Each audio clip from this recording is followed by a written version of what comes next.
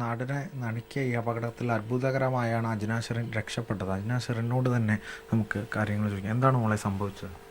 മണ്ണാർക്കാട് ഭാഗത്തുനിന്ന് ഒരു ലോറി വരുന്നുണ്ടായിരുന്നു. നല്ല പാഞ്ഞിട്ടത് വന്നായിരുന്നു. പാലക്കാട് ഭാഗത്തുനിന്ന് ഒരു ലോറിയും വരുന്നുണ്ടായിരുന്നു.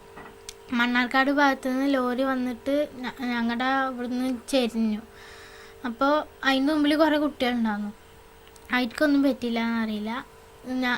എന്നിട്ട് പാലക്കാട് നിന്ന് വരുന്ന ലോറിൻ്റെ മുമ്പ് പോയിട്ട് ആ ലോറിൻ്റെ ബാക്ക് പോയി ഇടിച്ചു. അപ്പോൾ നേരെ പാലക്കാട് നിന്ന് വന്ന ലോറി എൻ്റെ പിന്നാലെ കുട്ടികളെ ഇടിച്ചു പോവുകയും ചെയ്തു.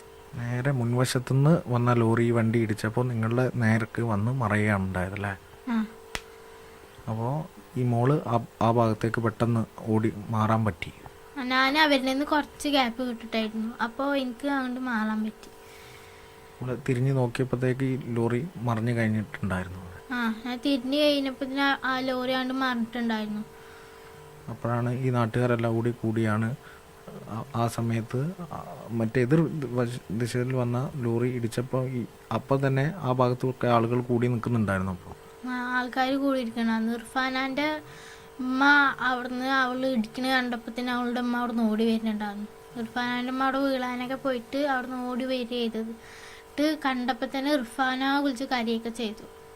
ഞാൻ അവിടെ നിന്ന് മാറ്റി നിർത്തുകയൊക്കെ ചെയ്തത്. ആ ഒരു സമയത്താണോ മോള് മുന്നിലേക്ക് നടന്നത്, അല്ലെങ്കിൽ തന്നെ കുറച്ച് മുന്നിലായിരുന്നു മോളുണ്ടായത്? ഒരുമിച്ചായിരുന്നില്ലേ നടന്നത്? 5 പേരും ഒരുമിച്ചായിരുന്നു. ഞാൻ കുറച്ച് ഗ്യാപ്പ് വിട്ടിട്ടായിരുന്നു ആദ്യം നടന്നിരുന്നത്. അപ്പോൾ ഇവരിനെ ഇടിച്ചു പോയി ഞാൻ കണ്ടില്ലായിരുന്നു. ഞങ്ങൾ കടയിൽ കയറിയിട്ട് മുട്ടായിയൊക്കെ വാങ്ങിയിട്ട് വരികയായിരുന്നു. അപ്പം അവളുടെ ഉള്ള സാധനങ്ങളൊക്കെ എൻ്റെ ബാഗിലിട്ടു. എൻ്റെ ഉള്ള സാധനങ്ങളൊക്കെ അവരുടെ ബാഗിലൊക്കെ ഇടുകയായിരുന്നു ഞങ്ങൾ ചെയ്തത്. അവളുടെ എക്സാമിൻ്റെ ബോർഡൊക്കെ എൻ്റെ കയ്യിലുണ്ട്. പിന്നെ നിതാൻ്റെ റിതാൻ്റെ എക്സാം ബോർഡൊക്കെ എൻ്റെ കയ്യിലുണ്ട്. എല്ലാവരും ഒരു ക്ലാസ്സിലാണ്? ഐഷ ഒഴികെ ബാക്കി ഞങ്ങളൊക്കെ ഒരേ ക്ലാസ്സിൽ തന്നെയാണ്. ആ സമയത്ത് മാത്രമാണ് മോള് അതുവരെ ഒരുമിച്ചായിരുന്നു. ഈ സാധനമൊക്കെ വാങ്ങിയപ്പോൾ കുറച്ച് അകലത്തിൽ നടക്കുകയായിരുന്നില്ല. അതിന് ശേഷം കുറച്ച് അകലത്തിൽ അപ്പോഴാണ് ഈ അപകടം നടക്കുന്നത്.